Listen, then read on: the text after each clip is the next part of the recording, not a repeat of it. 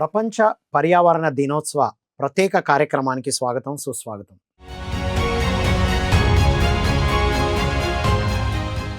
ఈరోజు ప్రపంచ పర్యావరణ దినోత్సవం సందర్భంగా వరల్డ్ ఎన్విరాన్మెంటల్ డే సందర్భంగా మనం అసలు ఈ ప్రపంచ పర్యావరణ దినోత్సవం ఎందుకు జరుపుకుంటాం, ఈరోజు మనం ఏం చేయాలి, మనం ప్రకృతి ప్రేమికులుగా మనం ఏమేమి ఆచరించాల్సి ఉంటుంది, ఎందుకు ఈరోజు జరుపుకోవాల్సిన అవసరం వచ్చింది అనేటువంటి అద్భుతమైన విషయాలు మనం ఒక ప్రకృతి ప్రేమికుడు మరియు ఒక ధ్యాన సాధనతో ఒక అద్భుతమైన తన కెమెరాతో ఎన్నో అద్భుతమైన ఫొటోస్ని పిక్స్ని మనకు అందించిన సీనియర్ పిరమిడ్ మాస్టర్, ప్రస్తుతం బృందావన హెల్పింగ్ హ్యాండ్స్ స్థాపించి ఫౌండర్గా ఆ సంస్థ ద్వారా ఎన్నో మొక్కలను నాటేటువంటి కార్యక్రమం, ప్రపంచ పర్యావరణానికి ఎలా వారు సహాయ సహకారాలు అందిస్తున్నారో మనం వారి ద్వారా తెలుసుకుందాం. నమస్కారం నవీన్ గారు. నమస్కారం. Welcome to world environmental day. Thank you sir. So Naveen గారు, మళ్ళీ ఒక ధ్యాన సాధకుడుగా చూసాం, ఒక స్టిల్ కెమెరాతో అల్టిమేట్ ఫొటోస్ మాకు ఎన్నో అందించారు, అలా చూసాం. ఏంటి ఇప్పుడు ప్రపంచ పర్యావరణ దినోత్సవం సందర్భంగా ఒక ఎన్విరాన్మెంటల్ ప్రేమికుడుగా కనబడుతున్నారు. ఏమిటి అసలు ఫస్ట్ ఈ రోజు ప్రత్యేకత చెప్పండి. Okay sir. ముందుగా మన గురువు గారైన బ్రహ్మర్షి పితామహ పత్రిజీ గారికి, మహావతార్ బాబాజీ గారికి హృదయపూర్వక కృతజ్ఞతలు సార్. అలాగే ఈ పిఎంసి ఛానల్కు కృతజ్ఞతలు తెలుపుకుంటున్నాను సార్. అంటే మనం ఇప్పుడున్న పరిస్థితుల్లో చూస్తున్నాం ఎలాగుంది అంటే ఈ పొల్యూషన్ కానీ, లేకపోతే చెట్లను కొట్టేయటం కానీ, లేకపోతే వాటర్ కానీ, ప్లాస్టిక్ విపరీతంగా వాడటం కానీ, వీటన్నింటి అంటే మన పర్యావరణము అంటేనే నీరు, భూమి, చెట్లు, ఇవి జంతువులు అన్నీ కలిస్తేనే పర్యావరణంగా మనం చెప్పుకోవడం జరుగుతుంది సార్. దీంట్లో భాగంగా అంటే వీటినన్నింటినీ మన అవసరాల కోసమో, లేకపోతే మనం అభివృద్ధి చెందుతున్నామనే దాంతోనో వీటిని విపరీతంగా కొట్టేయడం జరుగుతుంది. వీటిపైన కొద్దిగన్నా అవగాహన పెంచాలి. కనీసం ఈ రోజన్నా ఉంది, ఈ పర్యావరణ పరిరక్షణ దినోత్సవం ఉంది అంటే ఆ రోజన్నా ఎందుకుంది ఈరోజు, ఏంటి దీని ప్రత్యేకత అంటే మనకు ప్రతి ఒక్కదానికి మదర్స్ డే, ఫాదర్స్ డే ఇట్లా ప్రతి ఒక్క రోజుకు అంటే ఒక్కొక్క దానికి ఒక్కొక్క డే అన్నది ఉండటం జరుగుతుంది సార్. అలాగే ఈ పర్యావరణ పరిరక్షణ రోజు అన్నది చాలా అద్భుతంగా అంటే అనిపిస్తుంది సార్. అంటే ఈ డే పెట్టడము, దాంట్లో ప్రతి ఒక్కరూ ఈ పర్యావరణం గురించి కొద్దిగా అవగాహన కల్పించేలాగా చేయటము, ప్రతి ఒక్కరు కూడా దీని గురించి ఆలోచించే విధంగా చేయటానికి ఒక మంచి అవకాశంగా అనిపిస్తుంది సార్. అంతే కదా, ఒక ప్రత్యేకమైన రోజు ఉన్నప్పుడు అందరూ దాని గురించి ఆలోచిస్తారు, గ్రూప్గా ఆలోచిస్తారు. ముఖ్యంగా ఇండివిజువల్గా అందరికీ తెలుసు బాధ్యతతో ఉన్నా కూడా ఆ ఒక్క రోజున అంటే ఆ ఒక్కరో ఏ రోజు అయితే ఉందో అది అందరూ గ్రూప్గా అందరి థాట్ ఒకటే ఉంటుంది. ఎన్విరాన్మెంటల్ పొల్యూషన్ లేకుండా మనం ఏం చేయాలి, ఆ గ్రూప్ కాన్షియస్నెస్ని బిల్డ్ చేయడానికి ఇలాంటివి ఏర్పాటు చేస్తారనేది మనం అనుకుంటున్నాం. Right sir. సో మరి ఈ రోజున ఏమేం పాటించాలి, అసలు ఏం చేయాలి, మనం ప్రకృతికి ఎగైనిస్ట్గా పోతున్నాం అనడానికి ఏంటి చిహ్నాలు? అంటే మనం మన జీవితాన్ని చూసుకుంటేనే తెలుస్తుంది సార్. అంటే మనం గతంలో చూస్తే అంటే మన ఫాదర్స్ కానీ, వాళ్ళ ఫాదర్స్ కానీ ఆ టైంలో చూసుకుంటే ప్రతి ఇంట్లో కూడా చెట్లుండేటివి. ఆ చెట్లనేవి ఏవో చిన్నవి పూల మొక్కలు కాకుండా వేప చెట్లు ఇట్లాంటి పెద్ద పెద్ద వృక్షాలు ఉండేటివి. మన పెరట్లో ఇట్లా అంటే కొద్దిగా బయటకొస్తే గన రావి చెట్లు, మర్రి చెట్లు ఇట్లాంటివి కూడా మన ఊరి సరౌండింగ్స్‌లోనే అట్లా ఉండేటివి. అంటే చెట్ల మధ్యలోనే ఇల్లు ఉండేటివి. ఇండ్లు ఉండేటివి. కానీ ఇప్పుడు ఏమైపోయింది, అసలు ఒక పూల మొక్క కానీ, లేకపోతే తులసి మొక్క కూడా ఇంట్లో పెట్టుకోవడానికి కూడా లేకుండా అయిపోతుంది. మనం ఒక్కసారి అంటే మనం ఎప్పుడైతే ప్రకృతికి దూరం అవుతున్నామో, వాళ్ళు అంటే పెద్దవాళ్ళు ఉండేవాళ్ళు, వాళ్ళు 80 సంవత్సరాలు, 90 సంవత్సరాలు ఉన్నా కూడా వాళ్ళు హ్యాపీగా వాళ్ళ వర్కులు చేసుకుంటూ మధ్యాహ్నం వచ్చేసి ఆ చెట్టు కింద కొద్దిసేపు రిలాక్స్ అయ్యేసి చేసుకుంటూ వెళ్ళేవారు. మనకు పత్రికారు కూడా చెప్పడం జరిగింది. అంటే ఒక చెట్టు దగ్గర కూర్చునేసి ధ్యానం చేసుకుంటే అది ఎంతో అంటే ప్రకృతిలో ధ్యానం ఎంతో అద్భుతంగా ఉంటుంది. ఇట్లా అనేది చెప్పడం. నేచర్‌తో మనకి ఎప్పుడైతే కనెక్షన్ అన్నది కట్ అయితుందో మనము అనారోగ్యాలకు దగ్గరవుతున్నాం సార్. అది మనం కొద్దిగా గమనించుకునేసి మనం మళ్ళీ నేచర్‌కి ఎలా దగ్గర కావాలి అనేసి కొద్దిగా ఆలోచన చేసుకునేసి చేస్తే మళ్ళీ మనం పాత రోజుల్లోకి వెళ్ళడానికి అవకాశం ఉంటుంది. సో ఒక చెట్టు దగ్గర ధ్యాన సాధకులైతే చెట్లను పెంచుతూ ఇప్పుడు మన ధ్యాన ఆశ్రమాలన్నీ ప్రకృతిలోనే చేశారు పత్రిజీ. Yes sir. ఎందుకంటే మనం ప్రకృతిలో విహారం అనేది ఒక కార్డినల్ ప్రిన్సిపల్ గదా మనది. ఇంకోటి మనం ఇక్కడ తెలుసుకోవాల్సింది అంటే మనుషులు మామూలుగా ప్రతి ఒక్కరు కూడా చెట్లు అవి లేకపోయినా మనం జీవించగలుగుతాము. మనం లేకపోతే చెట్లు జీవించలేవు అన్న ఆలోచనతో ఉన్నారు సార్. కానీ మన పూర్వీకులు, మన పెద్దవాళ్ళని చూసుకుంటే ప్రకృతి అంతా కూడా ప్రతి ఒక్క చెట్టు దేవతగా చూడటం అనేది జరిగింది. అందుకనే వాళ్ళు ఏ చెట్టును కొట్టేయటము అంత ఇంట్లో ఉన్నా కూడా వాళ్ళకి అవసరం ఉన్నా కూడా ఆ చెట్టు దగ్గరికి ఎళ్ళకుండా మిగిలిన ప్లేస్‌లో ఏదైనా వాళ్ళు ఇల్లు కట్టుకోవడం గాని ఇలా చేసేవాళ్ళు. ఇప్పుడు మనకు అవన్నీ లేకుండా విపరీతంగా అంటే మన అభివృద్ధి కోసం అనేసి చెట్లను కొట్టేయడం జరుగుతుంది. హ్మ్. ఇది కొద్దిగన్నా ప్రతి ఒక్కరు ఆలోచించాలి. చెట్లను కొట్టేయడంతో పాటు విపరీతమైన ప్లాస్టిక్ వాడటం. అవి బయటికెళ్ళేసి దాంట్లో కొద్దిగా ఫుడ్ ఏదైనా ఉంటే అవి బయట జంతువులు తినేసి అవి ఎంత ఇబ్బంది పడుతున్నాయి అన్నది అంటే ఇప్పుడు ప్రతి ప్లాస్టిక్ వల్ల బాగా నష్టాలు జరుగుతున్నాయంటారా? విపరీతంగా సరే ఈవెన్ మనం చెట్లు వేసినా చెట్లు కూడా పెరగకుండా ఉండటానికి ఈ ప్లాస్టిక్ కారణమవుతుంది. ఆ భూమిలో ఏసేస్తున్నాం. మనం అవసరాలకు తీసుకునేసి బయట ఎక్కడో చోట ఏసేస్తున్నాం. దానికి రీసైక్లింగ్‌కు ఇట్లనే యూజ్ చేయట్లేదు. ఎక్కడో మన అవసరం అయిపోయింది, మన పని అయిపోయింది, పక్కన పడేద్దాం అన్నట్టు చేస్తున్నాం. దానివల్ల ఆ చెట్లు మొలచడానికి కూడా అవ్వట్లేదు. పక్షులు అసలు ఉండట్లేదు. ఇది ఈ అల్టిమేట్ పాయింట్ హ్మ్. చెప్పారు మీరు. ఒకవైపు అడవులను నరికేస్తూ, చెట్లను నరికేస్తూ, అడవులను ధ్వంసం చేస్తూ, గ్లోబలైజేషన్ పేరుతో, యెస్. డెవలప్‌మెంట్ పేరుతో ఒకవైపు జరుగుతూ ఉంటే, యెస్. ఈ ప్లాస్టికు కొత్త మొక్కలనైనా పెరగకుండా చేస్తుంది. కొరకు అంతే ఇది సార్. మనం చేసే పెద్ద డ్యామేజ్. ఇప్పుడు హ్మ్. ఇంకోటి సార్ అంటే మనం ఇంతకుముందు శ్రీశైలం ఇట్లా ఎళ్తే, ఆ శ్రీశైలంలో ఫారెస్ట్‌లో గూడా అన్నీ వీళ్ళు వాటర్ బాటిల్స్ గానీ, గ్లాసులు తీసుకెళ్ళేసి పడేసేవాళ్ళు. ఇప్పుడు ఫారెస్ట్ డిపార్ట్‌మెంట్ ఉండేసి అక్కడ ఈ ప్లాస్టిక్ వాడకూడదు, అక్కడ అడవిలోకి తీసుకెళ్ళకూడదు అనేసి పెట్టింది. ఎందుకంటే అడవిలో గూడా ఆ చెట్లు ఇవి ఈ ప్లాస్టిక్ వల్ల మొలచట్లేదు. హ్మ్. అంత విపరీతంగా ఈ ప్లాస్టిక్‌ని మనం యూజ్ చేస్తున్నాం. అంటే కనీసం అడవి లోపలైనా పొల్యూషన్ జరగద్దంటే ప్లాస్టిక్ ఎంట్రీ ఉండొద్దు. ప్లాస్టిక్‌ని ఇప్పుడు ఇక్కడ ప్లాస్టిక్ మన జీవితంలో భాగం అయిపోయింది. భాగంగా అదే ఎక్కువైపోయింది. భాగం గాదసలు. మన పార్ట్ లాగా పార్ట్ అయిపోయింది. అంతే. ఆ! ఎంత తెల్లవారినప్పటి నుంచి రాత్రి వరకు విపరీతంగా దాంట్లోనే ఉండటం జరుగుతుంది. హ్మ్. ప్రతి దానికి ప్లాస్టిక్, ప్లాస్టిక్. బ్రషింగ్ చేసిన దగ్గర బ్రషింగ్ నుండి దగ్గర పడుకునేటప్పుడు తాగే పాల వరకు అంతే sir. Everything is made of plastic. Plastic అయితుంది. సో, అంటే ప్లాస్టిక్‌ని అవాయిడ్ చేయలేని పరిస్థితి ఉంది గదా సార్! అదే మనం సార్. ఏం చేయాలి? ఇప్పుడు మనం కూరగాయలకెళ్తుంటాం సార్. కూరగాయలకెళ్తాము. ఒక 10 రకాల కూరగాయలు తెచ్చుకుంటే 10 కవర్లు ఇవ్వటం జరుగుతుంది వాళ్ళు. ఆ 10 కవర్లు మనం తెచ్చుకోకుండా మనం క్యారీ బ్యాగ్ ఒక క్లాత్ బ్యాగ్ తీసుకెళ్ళామనుకోండి. అది ఒక్కదాంతో ఒక్కసారికి ఇట్లా అవ్వదు. ప్రతిసారి అది తీసుకెళ్ళొచ్చు. ఆ 10 కవర్లు మన దగ్గరికి రాకుండా ఉంటాయి.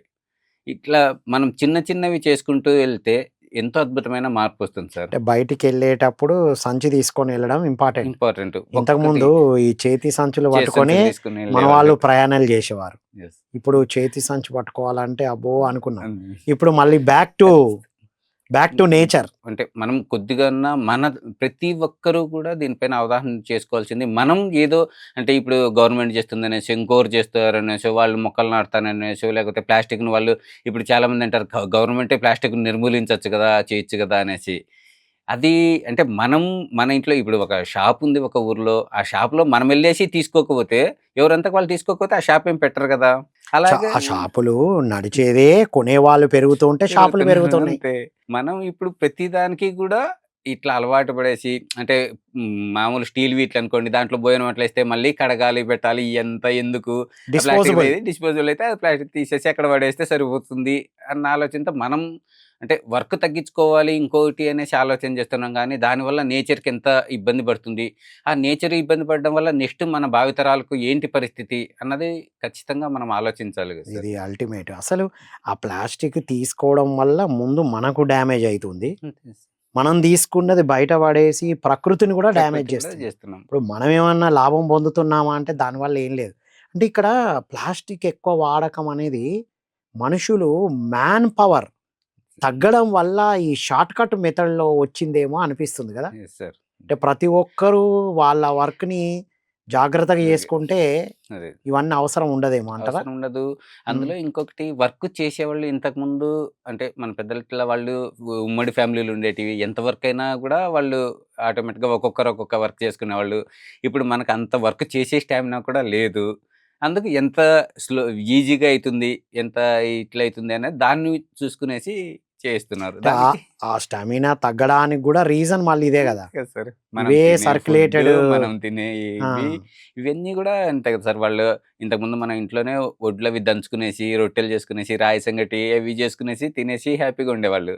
ఇప్పుడు మనం స్టైల్‌కెళ్ళేసి ఎంత వైట్‌గుండాలి రైస్, దాన్ని ఇంకా పాలిష్ చేయాలి, ఇట్లనేసి చేసుకుంటూ, ఆ కూరగాయలు ఇవన్నీ గూడా మనకు ఈ కెమికల్స్ వాడుతూ ఇట్లా చేసుకోవడం వల్ల ఆటోమేటిక్‌గా మన హెల్త్ అన్నది డ్యామేజ్ అయితూ వస్తుంది కదా సార్. ఇది ఉమ్, మనం అంటే ప్రతి ఒక్కరు కూడా అవగాహన చేసుకోవాలి. ఇంకోటి దీనికి ఎక్స్‌పీరియన్స్ అంటే మనకు ఇప్పుడు క్యాన్సర్ గురించి అనుకుంటుంటారు సార్.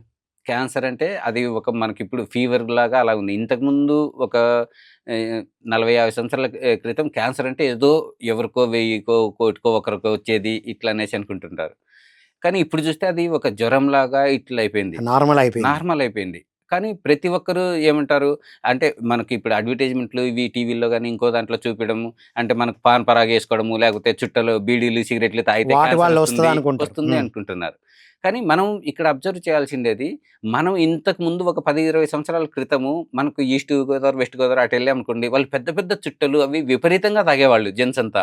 ఉమ్, అప్పుడు ఏమి క్యాన్సరు అనేసి అట్లా ఎవరికీ లేదు. నిజమే, కానీ మన గ్రాండ్ పేరెంట్స్ తాగేవాళ్ళుగా ఇంట్లో. అందరూ తాగేవాళ్ళు. పండించేవాళ్ళు సార్, పొగాకు పండించేవారు కదా. ఇప్పుడు చూస్తే అది ఓకే. జెంట్స్ అంటే ఏదో ఇట్లా లిక్కర్ తీసుకోవడమో, లేకపోతే ఇంకో ఈ సిగరెట్‌లు దీనివల్ల వస్తుంది. ఇప్పుడు 50, 70% లేడీస్‌కొస్తుంది. వాళ్ళు ఉమ్, దానికి కారణం ఏంటి? అంటే ఉమ్, వాళ్ళు చుట్టలు తాగరు, ఇంకోటి మందు ఇట్లాంటివి లేదు. ఏమి ఉండవు, ఉమ్, చేయరు. అట్లాంటి వాళ్ళకి ఇప్పుడు వస్తుందంటే, ఇది ఏదో అవి తీసుకుంటేనే, ఇది తీసుకుంటేనే మనం తినే ప్రతి ఒక్క ఆహారంలో ఈ మనం వాడే దీంట్లో మనం గాలి పొల్యూషన్ ఇవంతా ఎప్పుడైతే ఎక్కువైపోతున్నాయో ఆటోమేటిక్‌గా ఇట్లాంటి అంటే water pollution, food pollution, nature pollution వల్లనే ఇదంతా అంతా జరుగుతుందంటారా? జరుగుతుంది సార్. ఫుడ్ మనం ఇప్పుడు తినేది ప్రతి ఒక్కటికి అందరికీ తెలుసు. ఈ కెమికల్స్ వాడేసి చేస్తున్నారు. ఈవెన్ కూరగాయలు గానీ, లేకపోతే పండ్లు ఏయి తిన్నా గూడా తెలుసు. అన్నీ గూడా ఇవి చేసుకోవచ్చని. కానీ మనకు ఏంటంటే మామూలుగా మన ఇంట్లోనే ఒక 4 రకాల కూరగాయలు పండించుకోవచ్చు. ఒక కుండీ పెట్టుకునేసి 4 ఏవైనా మన ఇంట్లో చేసుకోవచ్చు. మన ఈ కుటుంబానికి సరిపోయేవేమైనా కెమికల్స్ వాడకుండా చేసుకునే ఇది అవకాశం అవకాశం ఇప్పుడుంది. ఉంది. అంటే టెర్రస్ గార్డెన్ గానీ, టెర్రస్ గార్డెన్ బాల్కనీ గార్డెన్స్ గానీ డెవలప్ జేయాలి. డెవలప్. బాల్కనీ అగ్రికల్చర్ స్టార్ట్ జేయాలిప్పుడు. ఖచ్చితంగా అంటే హ్మ్. మనం హ్యాపీగా ఉండాలి అనుకుంటే, ఇవి ఖచ్చితంగా మనం బాల్కనీ అంటే టెర్రస్ గార్డెన్స్ పెట్టుకోవడము, ఈ వాతావరణం పైన మనం కొద్దిగన్నా అవగాహన కల్పించుకునేసి వాటికి ఎలా చేయాలి, ఏంటి అన్న అవగాహన పెట్టుకోవడము. అలాగే ప్లాస్టిక్‌ను మనం ఎంత వీలైతే అంటే ఎవరో ఏదో చేస్తారు, ఇంకోరు చేస్తారు అనేది గాకుండా మనం ఎంతవరకు చేయగలుగుతామో అంత మనం ఎప్పుడైతే చేసుకుంటూ ఎళ్తామో ఆటోమేటిక్‌గా ఇది గూడా ఒక అంటే ప్రతి ఒక్కరు దీనికొస్తుంది. వాళ్ళ పర్సనల్ రెస్పాన్సిబిలిటీగా ఏం జేయగలరో ఒక అది చిన్న స్టెప్ తీసుకుంటూ వెళ్ళాలి. ఖచ్చితంగా తీసుకోవాలి సార్. మనకేంటంటే ఇప్పుడున్న పరిస్థితుల్లో ఈ హెల్త్ ప్రాబ్లమ్స్ ఏదైనా వస్తే దానికి ఏంటి పరిస్థితి? ఎందుకొస్తుంది? అనేసి ఆలోచన చేయకుండా దీనికి ఎటువంటి హాస్పిటల్స్ ఉన్నాయి? ఇంకా టెక్నాలజీతో ఉన్న హాస్పిటల్స్ ఏమున్నాయి? దానితో అట్లనేసి చూస్తున్నారు తప్ప దీనికి ఎందుకొస్తుంది? ఏంటి? అనేసి ఒక కిందికి మూలాల్లోకెళ్ళేసి చూసుకుంటే దాన్ని మనం ఏదైనా అంటే ఈరోజు ఒకరికొచ్చింది. దాన్ని ఆ మూలాల్లో క్లియర్ చేసుకుంటే నెక్స్ట్ ఇంకొకరికి రాకుండా ఉంటుంది. ఇంట్లో ఎవరికైనా ఏదన్నా వచ్చిన వెంటనే, వెంటనే ఒక ప్రణాళిక వేసుకొని, దాని యెస్ సార్. మూలంలోకి వెళ్తే గనక హ్మ్. నెక్స్ట్ ఇంకా నివారించే అవకాశం అయితే ఉంది ఇప్పుడు. ఖచ్చితంగా అంటే ఉంది సార్. ఇటువైపు ఎంత జబ్బులు పెరుగుతున్నా, ఎంత పొల్యూషన్ పెరుగుతున్నా, వాటిని అవాయిడ్ చేస్తూ హాయిగా జీవించడానికి కూడా ఉంది. అవకాశాలున్నాయి ఇప్పుడు. ఉంది. రెండిటికి ఉన్నాయి. ఇటు ఇది, అటు అది. నైస్. ఓహ్! వండర్‌ఫుల్. నిజంగానే మీరు ఏదైనా జరిగినప్పుడు ఇంకా హై టెక్నాలజీ అంటే ఎంత అద్భుతమైన పెద్ద పెద్ద మాల్సు, పెద్ద పెద్ద హాస్పిటల్స్ ఉంటే అది వెల్ డెవలప్‌డ్ అన్న అంతే. పేరొచ్చింది. వచ్చింది. అవి ఉన్నాయి అంటే మనం అంతే. ఇప్పుడు ఎన్విరాన్మెంటల్ ప్రేమికులుగా ఎంత పెద్ద పెద్ద హాస్పిటల్స్ ఉన్నాయంటే అక్కడ ఉన్న ఏరియా అంతా పొల్యూటెడ్‌గా ఉంది అని అంతే అర్థం. కదా సార్. ఇప్పుడు మన పెద్దవాళ్ళు గూడా ఎటువంటి హెల్త్ ప్రాబ్లమ్స్ వచ్చినా అప్పుడు ఇటువంటి ఏ కార్పొరేట్ హాస్పిటల్ లేవు లేకపోయినా గదా! వాళ్ళు దొరికే ఆ ఔషధాలు అంటే ఆ జామ ఆకులతోనే ఇంకోటి ఏవోటి అట్లా తీసుకునేసి వాళ్ళు హ్యాపీగా జీవించగలిగారు కదా సార్. ప్రకృతితోనే మమే చేశారు. అంటే ఆహారమే ఔషధంగా గూడా ఔషధంగా వాడారు. వాడారు. అంటే వాళ్ళు తినే ఫుడ్‌ని మార్చుకొని, రోజు తినే ఫుడ్ గాకుండా కొంచెం ఫుడ్‌ని మార్చుకొని అంతే గూడా సార్. ఆరోగ్యంగా ఉండేవాళ్ళు. సో, ఇది ఇప్పుడు మనం ఈ జనరేషన్ అంతా ఈ తరంలో ఉన్న ప్రతి ఒక్కరం ఇది అర్థం చేసుకొని ఆచరించాలంటారు. ఖచ్చితంగా సార్. అంటే హ్మ్. మనకు చిన్న చిన్న వాటికి కూడా ఇప్పుడు హాస్పిటల్స్‌కి వెళ్ళడం అంటే తలనొప్పి, జలుబు ఇట్లాంటి వాటికి కూడా హాస్పిటల్ వెళ్ళటం అనేది జరుగుతుంది. అదే మన ఇంట్లో ఒక జామ చెట్టు పెట్టుకుంటే ఆ జామ పళ్ళు యూజ్ కావడము, లేకపోతే ఆహ్, జామ ఈ ఆకులు మనం కషాయాలు చేసుకోవడము, ఇలాంటి ఎన్నో ఔషధాలున్నాయి. అంటే ఇంతకుముందంతా మన ఇంట్లోనే ఉండేటివి. జామ చెట్లు దగ్గొస్తే దగ్గాకు అనేసి అవన్నీ గూడా ఉండేటియి. కానీ ఇప్పుడు ఉన్న పరిస్థితిలో అయి లేక ఒక టాబ్లెట్ యేసుకుంటే సరిపోతుంది గదా! హ్మ్. అది తర్వాత ఇప్పుడు టాబ్లెట్ యేసుకుంటే అది తగ్గిన తర్వాత దాని ఎఫెక్ట్ ఎలాగుంటుంది అన్నది తెలియట్లేదు. అది రూట్ కాజ్ తగ్గట్లేదు. హ్మ్. ఓన్లీ సిమ్టమ్‌ని మాత్రమే సింపుల్ తగ్గిస్తుందనేది తగ్గిస్తుంది. ఇప్పుడైతే అవగాహనకొచ్చారు. Yes sir. వండర్‌ఫుల్. నిజమే మీరన్నట్టు అప్పుడంటే ప్రకృతిలో అంటే చెట్ల మధ్యన ఇల్లులు ఉండేటివి కాబట్టి అట్లా జరిగేది. Yes sir. ఇప్పుడేమైంది ఇంటి లోపల ఒకటో, రెండో చెట్లు. అది కూడా స్పేస్ అది పర్మిట్ స్పేస్ చేస్తే. ఇప్పుడంతా అపార్ట్మెంట్స్ కల్చర్ వచ్చేసింది. Yes sir. హ్మ్. మనకు ఈ శీతాయనం బుక్ గాని, లేకపోతే అనస్థీషియా బుక్ గాని, ఇలాంటివి తీసుకునేసి ఒకసారి చూస్తే చూడండి ఆ అనస్థీషియా బుక్‌లో మేడం చెప్తారు. అంటే వాళ్ళు 75, 80 ఇయర్స్ ఉన్న వాళ్ళు గూడా ఆ ప్రకృతిలో ఉండేసి దాంట్లో ఆ ఆహారం తింటూ, ప్రకృతి ఆహారం తింటూ ఇట్లా చేయటంతో వాళ్ళు 25, 30 ఇయర్స్ యంగ్‌గా వాళ్ళు కనిపించేవాళ్ళనేసి. యెస్. ఇప్పుడు 30 ఇయర్స్ వాళ్ళు కూడా ఇప్పుడు ఏజ్డ్ లాగా కనపడుతున్నారు. ఇప్పుడు హ్మ్. 30 ఇయర్స్ వాళ్ళు 80 ఇయర్స్ అట్లాగా ఉన్నారు. హ్మ్. అంటే మనం తీసుకునే ఆహారము ఇవన్నీ కూడా ఎలాగున్నాయి అన్నది ఇప్పుడు చాలా వరకు కూడా కొద్దిగా మళ్ళీ పాత రోజులకెళ్ళేసి ఆ ఆలోచన కూడా చేయటం అనేది స్టార్ట్ అయ్యింది సార్. రైట్. స్టార్ట్ చేస్తున్నారు. కొంతవరకైతే మళ్ళీ తిరిగి ప్రకృతి వైపుకొచ్చేస్తున్నాం. వస్తున్నారు. కానీ ఇంకా స్పీడ్ అవ్వాలి అంటారా? స్పీడ్ అవ్వాలంటే ఇప్పుడు ఉన్న పరిస్థితి అంటే ఇప్పుడు అందరికీ తెలుసు సార్. మన భూమి లోపలే భూమి వేడైతుంది అనేసి. దీనివల్ల హిమాలయాస్ అన్నీ కరిగిపోతున్నాయి.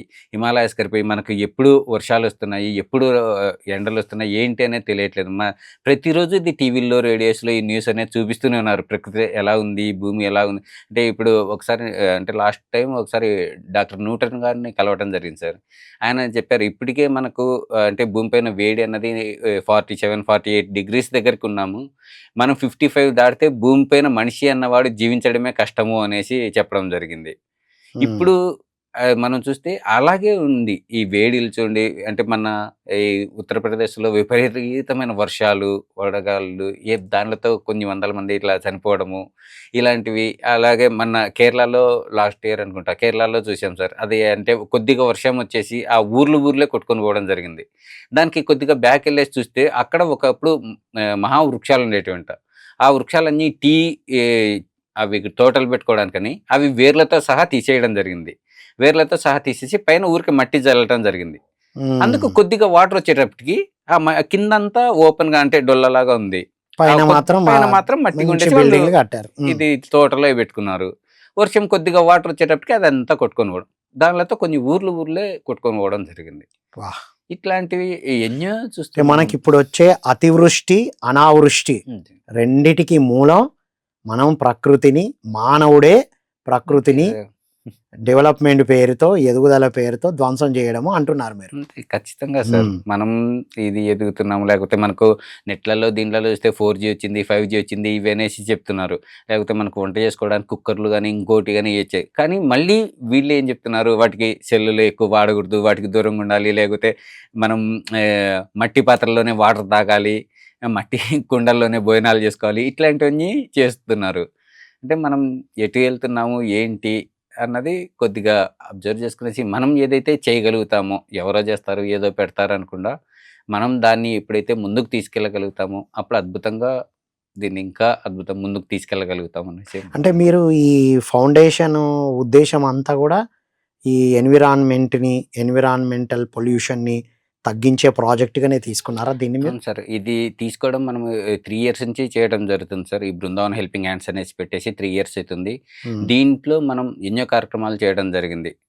అలాగే ర్యాలీస్ కూడా చేయడం జరిగింది. మనం ర్యాలీస్ చేస్తే ఈ దాంట్లో వెజిటేరియన్ గురించి, అలాగే ప్లాస్టికు, వాటర్ సేవ్, ఈ మొక్కలు హ్మ్. వీటన్నింటిపైన గూడా ఆ ర్యాలీస్‌లో స్లోగన్స్ చెప్పుకుంటూ అలా చేయడం జరిగింది. అలాగే ప్రతి స్కూల్స్‌లో వాళ్ళకు మెడిటేషన్ జెప్పేసి, ప్లాంటేషన్ ఇంపార్టెంట్ జెప్పేసి ప్లాంట్స్ ఇవ్వడము. ప్లాస్టిక్‌ను వీలైనంత వరకు ముందు మనం తగ్గిద్దాం.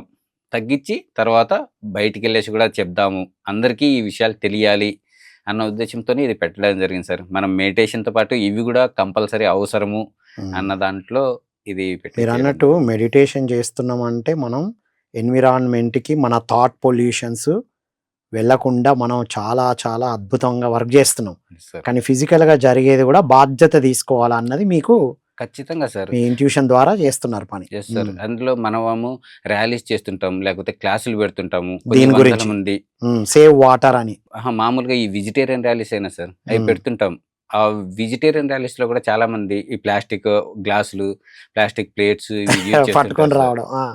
అవి అంటే మనం ఒక జంతువు ఏ జంతువు పత్రికారు ఏం చెప్పారు, భూమిపైన ఉన్న ప్రతి జీవి, ప్రతి జంతువు కూడా ఆనందంగా జీవించాలి అనే చెప్పారు. మనం ఈ ప్లాస్టిక్ వాడటం వల్ల ఆ జంతువుల కోసం అనేసి అద్భుతంగా ర్యాలీస్ చేస్తున్నాం. మళ్ళీ ఈ ప్లాస్టిక్ యూజ్ చేయకుండా మనం అంటే ఆ స్టీల్ ప్లేట్లు గానీ, స్టీల్ గ్లాసులు గానీ వాడితే ఇంకా అద్భుతంగా ఉంటుంది అనేసి నాకు అనిపిస్తుంది. అంటే ఇప్పుడు ఈ ప్లాస్టిక్ వల్ల మనం జంతువులను చంపడం వద్దు అని చెప్తున్నాం, ఓకేనే. Yes. కానీ జంతువులు అకాల మరణం చెందడానికి కారణం కూడా ప్లాస్టికే అవుతుంది. ప్లాస్టిక్ అంతే కదా సార్. అక్కడ తీసుకున్న ప్లాస్టిక్ డైజెస్ట్ అవ్వక. సరే, ఇప్పుడు మనకు ఎక్కడ చూసినా పిచ్చుకలు గానీ, ఇట్లాంటి పక్షులు గానీ అసలు లేవు సార్ ఒక రేడియేషన్ ద్వారా వచ్చింది అనుకున్నాం. అనుకుంటారు. ప్లాస్టిక్ ఇప్పుడు ఎఫెక్ట్ కూడా ఉందంటారా? ప్లాస్టిక్ చాలా ఉంటుంది కదా సార్. ఉమ్. మనకే అంటే మనుషులు దాంట్లో టీ ఇట్లా తాగితేనే అది ఎఫెక్ట్. రోజు ఇంతకు ముందు మనం ఆముదము అవి ఇవి తినిపించేవారు, ఇప్పుడు ప్లాస్టిక్ తింటున్నాం. రోజు ప్లాస్టిక్ తింటున్నాం, ప్లాస్టిక్ తాగుతున్నాం. సార్ అందుకు వాటికి కూడా చాలా ఎఫెక్ట్ ఉంటుంది. మన వాళ్ళందరూ కూడా ఇది అంటే మనం పత్రికారి మార్గంలో నడుస్తున్నాం కాబట్టి ముందు మనం దీన్ని ఆచరించాలి అనేసి నాకు చాలా కోరిక సార్. దీంట్లో అంటే మనకి ఇప్పుడు రీసెంట్గా వైజాగ్లో ఒక మేడాన్ని కలిశాను సార్. ఆవిడ ఎట్లంటే ఆ ఊర్లో ఏ ప్రోగ్రామ్ అయినా సరే ఆవిడ స్టీల్ ప్లేట్లు, స్టీల్ గ్లాసులు ఫ్రీగా ఇస్తుంది. ఎంతమంది మీరు 5,000 మంది, 10,000 మంది ఉన్నా కూడా వాళ్ళకి సరిపోయేమైనా అంటే ప్లాస్టిక్ను వాడకూడదు అన్న ఉద్దేశంతో ఆవిడ అది స్టార్ట్ చేయడం అనేది. స్టీల్ గ్లాసులు, స్టీల్ ప్లేట్లు కూడా ఆవిడ ఫ్రీగా ఇస్తున్నారు. ఫ్రీగా ఇచ్చేసి మీ ప్రోగ్రామ్ అయిపోతేనే మళ్ళీ తెచ్చి ఇవ్వండి అనేసి ఇస్తున్నారు అలాగా. సో ఇట్లా అందరం కూడా బాధ్యత తీసుకోవాలి. ఏముంది ఇప్పుడు అది వాష్ చేయాల్సి వస్తుంది, మళ్ళీ ఒకరిని పెట్టాల్సి వస్తుంది అనే కదా. ఎవరి ప్లేట్ వారు, ఎవరి గ్లాస్ వారు వాష్ చేసుకోవాలనే నియమం పెట్టుకుంటే అయిపోయి మనం ఇప్పుడు ధ్యాన మహాచక్రాల్లో అదే కదా సార్, మనమే వాష్ చేసి అక్కడ పెట్టి వస్తాం కదా. అలా ప్రతి ఒక్కరు అంటే ప్రతి ఒక్కరికి ఈ అవేర్నెస్ రావాలి సార్. ఫస్ట్ అవేర్నెస్ వస్తేనే ఇంకా మనం ఇప్పుడున్న పరిస్థితుల్లో అత్యవసరంగా చేయవలసిందేటి ఈ పర్యావరణ పరిరక్షణ. మనం ఆనందంగా జీవించాలి, మన పిల్లోళ్ళు సరైన గాలి, సరైన వాతావరణం, సరైన తిండి ఇవన్నీ ఉండేసి వాళ్ళు ఆనందంగా జీవించాలి అంటే ముందు మనం పర్యావరణ పైన దృష్టి పెట్టాలి. రైట్. ఆ పర్యావరణ పైన దృష్టి పెట్టేసి వాటిని ఎప్పుడైతే సంరక్షిస్తామో, పర్యావరణాన్ని ఎప్పుడైతే పరిరక్షిస్తామో అప్పుడు ఆటోమేటిక్గా మనల్ని మనం పరిరక్షించుకుంటాం. రైట్. మనల్ని మనం రక్షణతో ఉండాలి అనుకుంటామో ముందు పర్యావరణాన్ని రక్షిస్తే మనం రక్షించబడతాం ఆటోమేటిక్. పర్యావరణాన్ని రక్షించాల్సిన అవసరం ఏముంది సార్, అది ఆల్రెడీ బాగానే ఉంది, మనం ధ్వంసం చేయకపోతే అయిపోయింది. సో ఫైనల్ గా కొన్ని స్టెప్స్ చెప్పండి సార్. బాధ్యతగా ఒక ప్రతి ఒక్కరు చిన్న చిన్న బేబీ స్టెప్స్, అటామిక్ హ్యాబిట్స్ అంటారు కదా, చిన్న చిన్న హ్యాబిట్స్ తో పర్యావరణానికి హాని చేయకుండా ఉండడం ఎట్లా, ఒక చిన్న కొన్ని స్టెప్స్ చెప్పండి. అంటే కనీసం మనము అంటే ఇప్పుడు చాలా మంది అపార్ట్మెంట్స్లో ఇట్లా ఉన్నారు సార్. అపార్ట్మెంట్లో ఉన్నారు, వాళ్ళకు పెట్టుకోవడానికి అంటే మొక్కలు పెంచుకోవడానికి ఇట్లా ప్లేస్ లేదు అనేసి అందరూ చాలామంది చెప్తుంటారు. వాళ్ళు కనీసం వాళ్ళ ఇంటికి సరిపోయేమైనా కనీసం ఒక 4-5 కుండీల్లో పెట్టుకోవడము, లేకపోతే ఇప్పుడు మామూలు ఇంట్లో లోపల పెట్టుకునే మొక్కలు కూడా ఉంటున్నాయి వచ్చేసినాయి. అట్లాంటివి ఏమైనా పెట్టుకునే కనీసం ప్రతి ఒక్క ఇంట్లో కనీసం ఒక 10 మొక్కలన్నా ఉండాలి సార్. రైట్. అంటే ఏయో మహా వృక్షాలు ఉన్నవి అవి బయట చిన్నవి కనీసం వాళ్ళ ఇంట్లో పొల్యూషన్ అన్నా బయటకు వెళ్ళకుండా. ఇంకా కొద్దిగా ప్లేస్ ఉంది, అపార్ట్మెంట్లో కింద ప్లేస్ ఉంటుంది, ఆ ప్లేసుల్లో కనీసం అంటే మనం ఏసీలు ఉన్నాయి మన ఇంట్లో ఇట్లా అనేసి ఆలోచన చేస్తున్నాం. ఆ ఏసీ ఉంటే మన ఆ రూము ఇదే వచ్చేసి దానివల్ల కూడా మనకే ఆ హెల్త్ ప్రాబ్లం అనేది రావటం జరుగుతుంది. మనం పీల్చుకున్నదే మనం వదిలిందే అందులోనే సర్క్యులేట్ అవుతుంది. కొంతవరకు బయటికి వెళ్ళినా ఎక్కువ శాతం సఫకేటింగ్. అట్లా అవకాశం ఉన్నప్పుడు కనీసం కింద ఒక చెట్టు, మన అపార్ట్మెంట్ ఉంది, అపార్ట్మెంట్ దగ్గర 1-2 చెట్లు పెట్టుకున్నాం అనుకోండి, ఆ మనతో పాటు ఆ వీధిలో అందరూ కూడా హ్యాపీగా జీవించగలరు. సో ఫస్ట్ స్టెప్ ప్రతి ఒక్కరు ఒక మొక్కను నాటి దాన్ని సంరక్షిస్తూ దాని దగ్గర స్పెండ్ చేయడం. నంబర్ 1 మంచి స్టెప్ ఇది, ఈజీ స్టెప్ కూడా. అంతే. అది మనం ప్లాస్టిక్ ప్లాస్టిక్ రెండోది. మనం ఎంతవరకు తగ్గించగలుగుతామో రైట్. మనం అంతవరకు తగ్గేయడము, మనం ఇంటికి తీసుకొచ్చేదైనా, మనం తీసుకొచ్చేది, ఉపయోగించేదైనా. ఉపయోగించేది. బయటికి వెళ్ళేటప్పుడు ఒక మంచి కాటన్ బ్యాగ్ బ్యాగ్. ఒకటి తీసుకొని వెళ్ళి సామాన్లు అందులో తీసుకొని రావడం. తీసుకొని. ప్లాస్టిక్ మన ఇంటికి రాకుండా చేయడం, మనం అంతే. పర్సనల్ గా మనం వాడకుండా తగ్గియాలంటారు. ఇది సెకండ్ స్టెప్. Step. బాగుంది. మనం తీసుకునే ఆహారం చాలా ఇంపార్టెంట్ సార్. అంటే మనం ఏదో అక్కడ తినేస్తున్నాం, చేసేస్తున్నాం, ఆకలినేసో, బయటికి వెళ్ళామనేసో, లేకపోతే అంటే ఇంట్లో చేసుకోవడానికి అవకాశం లేదనేసో, దీని దగ్గర కూడా చాలా మనం జాగ్రత్తగా ఉండాలి. అంటే మనం ఈ దీనిలతోనే మనకి హెల్త్ ప్రాబ్లమ్స్ అనేది వస్తున్నాయి. అంటే మనం ఆర్గానిక్గా ఏవైతే ఉన్నాయో వాటిని కొద్దిగా మనం తీసుకోగలిగితే ఇంకా కొద్దిగా మనల్ని మనం క్యూర్ చేసుకోవడానికి అవకాశం ఉంటుంది. రైట్. వీలైనంత ఆర్గానిక్ ఫుడ్ని తీసుకోవడం. తీసుకోవడం. ఇంకా మీరు అన్నట్టు ఇంట్లో మొక్కలు, చిన్న చిన్న పూల మొక్కలు అవి వేటే బదులు చిన్న కూరగాయల Yes, sir. మొక్కలు చిన్న చిన్నవి వేసేసుకుంటే కూడా అవి ఇంటికి దాంట్లో సరిపడా ఇంటికి సరిపోయే ఉపయోగపడతాయి అంతే అంటారు. సార్. మనకి వండర్ఫుల్. ఇంటికి సరిపోయేమైనా ఇప్పుడు మనం మనం ఏం తీసుకోవడం. వ్యవసాయం చేయట్లేదు కాబట్టి అంతే. కెమికల్స్ ఏం వాడట్లా. ఇవాళ. సో మనం తీసుకొచ్చేటివి, మనం వాడేటివి ప్లాస్టిక్ తగ్గించి ఒక చెట్టుని పెంచితే సరిపోతుంది అంటారు. సరిపోతుంది. ఒకవేళ మనకు అట్లా అవకాశం లేకపోతే అంటే ఆర్గానిక్ చేసుకోవడానికి బయట కూడా ఆర్గానిక్ వాళ్ళు సెపరేట్గా నెంబర్ ఆఫ్ స్టోర్స్ ఉన్నాయి. స్టోర్స్ ఉన్నాయి. అక్కడికి వెళ్ళేసి వాళ్ళకు, లేకపోతే రైతులు చాలా మంది ఆర్గానిక్ పంటలు పండించే వాళ్ళు, రైతులు కూడా చాలా మంది ఈ కూరగాయలు పండిస్తా, వాళ్ళు పండ్లు పండిస్తా, ఇప్పుడు మామిడి పండ్లు ఇట్లాంటివి కూడా పండిస్తూ అట్లా ఉన్నారు సార్. అట్లాంటి వాళ్ళతో మనం కనెక్ట్ ఏర్పాటు చేసుకోవడం, లేకపోతే ఆర్గానిక్ సంతలు అనేసి సంతలు పెడుతున్నారు. ఆ సంతల్లో మనకు కావాల్సిన కూరగాయలు అన్నీ పెడుతున్నారు. ఇక్కడ హైదరాబాద్ లో ఉందా అలాంటి? హైదరాబాద్ లో ఇంకా పెట్టలేదు సార్. వస్తున్నాయి మెల్లిమెల్లిగా మెల్లగా. వస్తున్నాయి. ఇప్పుడు యాక్చువల్గా విజయనగరంలో వైజాగ్ లో పెట్టారు సార్. ఈ విజయరామ్ గారు వాళ్ళ శిష్యులు వాళ్ళందరూ కలిసేసి ప్రతి గురువారము అక్కడ పెట్టారు సార్. 3 చోట్ల జరుగుతుంది. గురువారం ఒక చోట, ఆదివారం ఒక చోట, రైట్. మంగళవారం అట్లా. అంటే అవి అక్కడికి వెళ్ళేసి వాళ్ళకు ఎంకరేజ్ గా ఉంటది.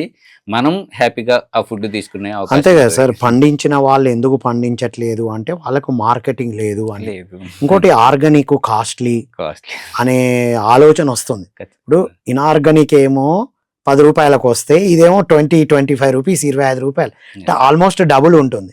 కరెక్టే. కానీ హాని జరిగిన తర్వాత మనం ఎదుర్కొనే ఇబ్బందికి అయితే ఈక్వేట్ కాదు ఇది.